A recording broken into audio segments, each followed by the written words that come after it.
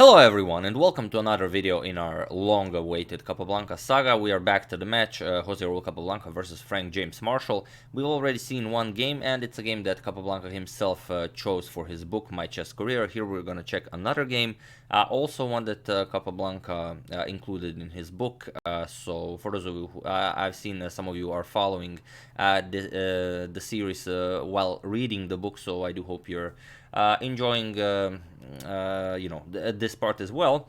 And really a wonderful game, that game 5 from the previous video. As we already mentioned, this match is organized first 8 victories, and in the first 5 games Capablanca already won 2 games, so that's quite impressive, since this match was organized so Frank Marshall could basically claim the title of US champion after albeit 3 years after the death of Harry Nelson Pillsbury, but so far he's not really doing all that great.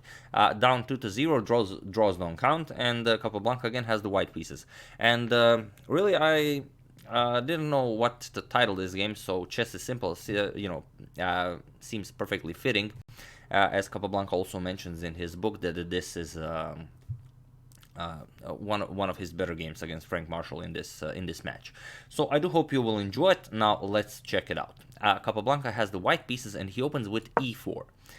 We have e5, knight to f3, knight to c6, and here comes the bishop to b5. So the Ruy Lopez is on the board. We already mentioned that Capablanca did not study any theory. One theory that he did check was Lasker's analysis of f5 here in the Ruy Lopez, but as black plays d6 here, the old Steinitz defense, Capablanca's really out of book here completely. And here he goes c3. He mentions that later he found out that d4 was the appropriate response here based on the theory back then, but c3 is actually a move preferred even today. So we could say that he was definitely ahead of his time. Bishop to g4. Already Capablanca mentions that the bishop is misplaced here, although for the moment the bishop does pin the knight, but that's really not important here, as the c3 pawn already limits the d4 square from the knight. If the knight ever could get unpinned, there's really no point in this pin, and white will simply use this bishop to improve his position. Similarly, like if you remember in Morphy's opera game, where bishop to g4 was played, and then Morphy basically used the bishop to create a very powerful attack. Here Capablanca will not, well, you'll just see what happens. d3 first by Capablanca, and now bishop to e7, and this is only move 5, but this exact same position was never again repeated up until today that I'm making this video. Perhaps it was, but not anywhere in notable tournaments, as this position, if you check any big database, is only available in this game, Capablanca versus Marshall.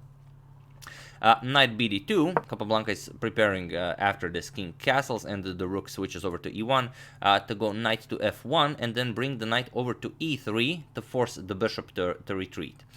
We have knight to f6, black keeps on developing, wants the castle, Capablanca castles, Marshall castles as well, and here we have rook to e1.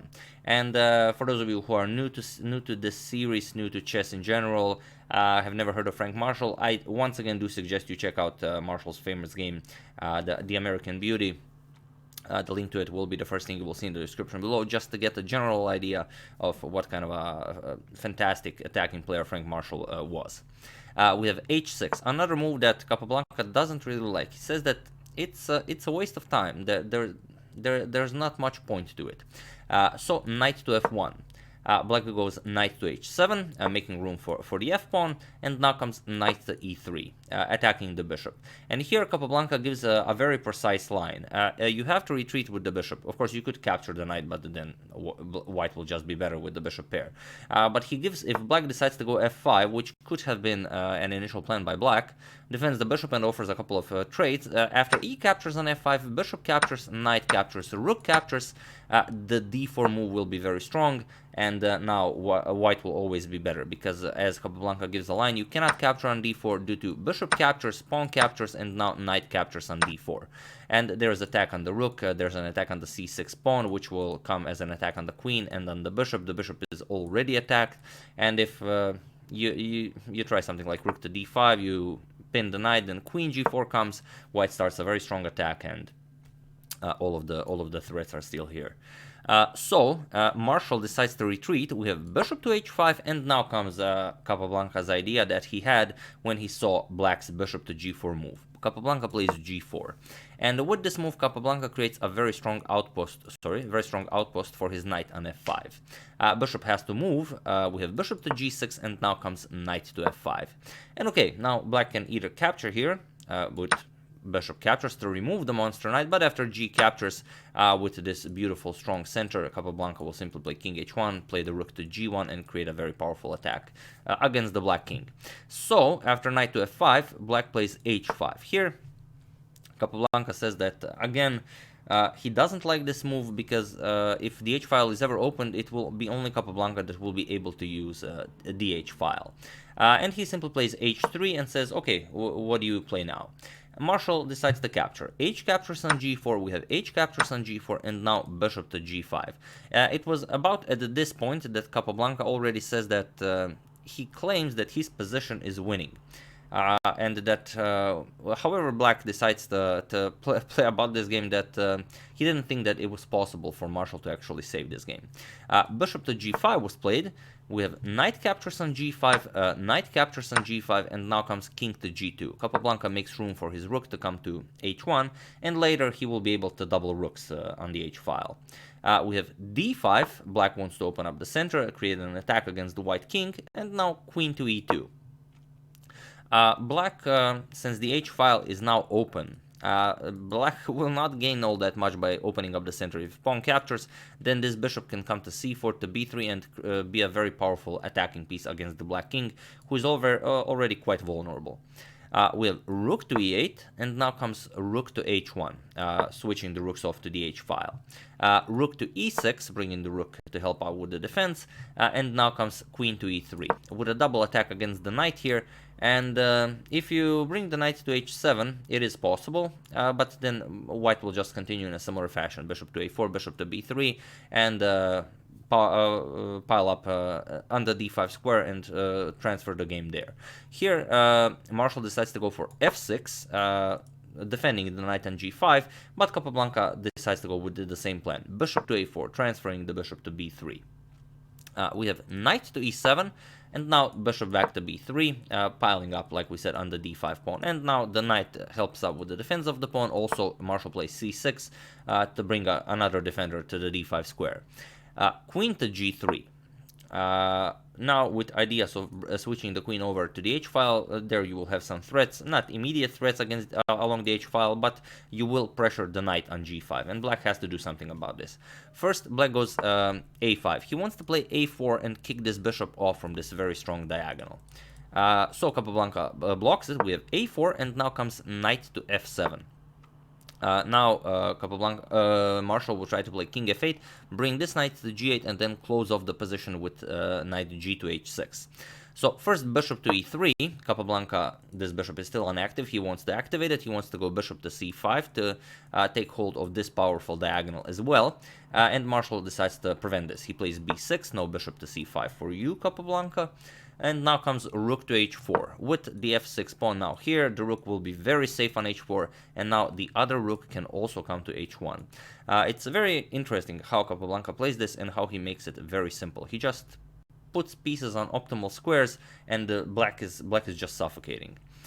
King to f8. Marshall wants to run away with his king, also close off the position with the maneuver we mentioned, knight g8 to h6.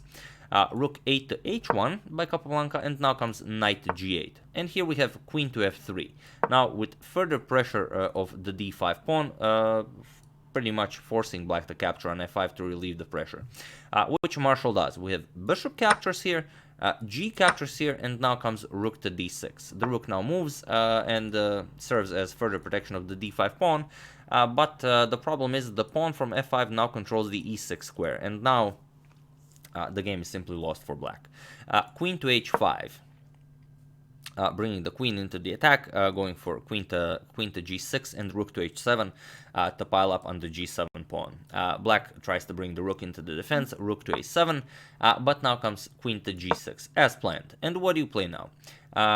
as this is the plan, knight to h6, bringing the knight from f to h6, blocking off the h file, but here it doesn't work. So feel free to pause the video here and try to find. Now everything is perfectly placed. You cannot improve the the position of your pieces any further. Now it's time to strike. So feel free to pause the video. I will give you a couple of seconds as usual. Find the move Capablanca played. And watch as black's position deteriorates in itself, while I have a nice sip of my water.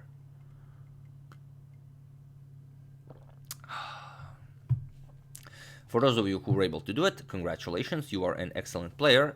Pretty much a lot of things you do are winning. If you play bishop captures on h6, that is winning. But it's way cooler to play rook captures on h6, as it's, you know, seemingly giving up some material for a powerful attack. But the idea is pretty much the same. But if you have the option in your own games to either give up a rook or a bishop, always give up the rook. It's way cooler. So g captures on h6, otherwise you're just down a piece. And now bishop captures on h6 with check. Now the problem is you cannot capture the bishop, because after rook captures there's really no defense against rook to h8. Whatever you play, there's nothing you can play to prevent this. If you try running away with the king, let's say king e7, you still get queen g7 check, king moves, and now rook h8 will be checkmate, and any other form of defense will fail. So Marshall decides not to capture, and he starts running away with the king. We have king to e7, but now first queen g7 check, forcing the king back as the pawn is protecting the e6 square. We already mentioned this. King e8, and now comes queen captures on g8. King to d7, we have queen to h7 check. Now either the king will move and white will pick up the rook here, or you have to block with the queen. So queen blocks, and now we have bishop to f8, forcing Marshall to capture the queen. Otherwise you're just gonna face queen captures here. So we have queen captures on h7, rook captures on h7, and now comes king to e8. You have to at least grab the bishop. You're going to lose the rook on a7. So rook captures on a7, king captures on f8, and now comes king to f3. And it was in this position on move 39 that Frank James Marshall resigned the game. This is only game 6, and Capablanca is already 3 points in the lead. So really just crushing this match, which no one thought that he was actually the favorite in. So that's quite impressive. Of course, he resigns as Capablanca is now up a full bishop. And when you think about it, Capablanca even mentions it himself. Other than a couple of moves in the opening, Black didn't really do anything all that wrong. He played that bishop to g4 move, which Capablanca said wasn't really all that much, and h6. So two moves that weren't mistakes or blunders, they were just kind of a waste of time, and Capablanca utilized this perfectly to create this powerful attack, and then, like we said, Black's position just deteriorated. So he claims this to be one of the better games of the match. He chose it for his book, so I do hope you enjoyed that. I really think it's one of the beautiful things about watching Capablanca's games is that they are so simple, or rather he makes it seem so simple. Frank James Marshall in those days was one of the strongest 10 players in the world, and here Capablanca says, nah, bishop to g4 on the 6th move, I don't know, that's just not gonna fly. And he creates this simplistic masterpiece, let's put it that way. But yeah, like I said, I do hope you enjoyed it. I would like to thank Alexander Chernobelsky, Nebojša Mrmak, Andy Talbot, Hans Luverik, and Stefan McNellis for your contribution to my channel. Thank you a lot, I really appreciate it.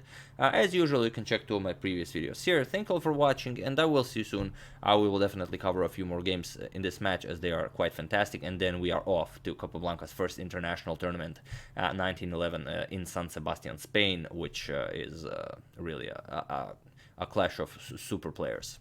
So yeah, thank you all for watching, and I will see you soon.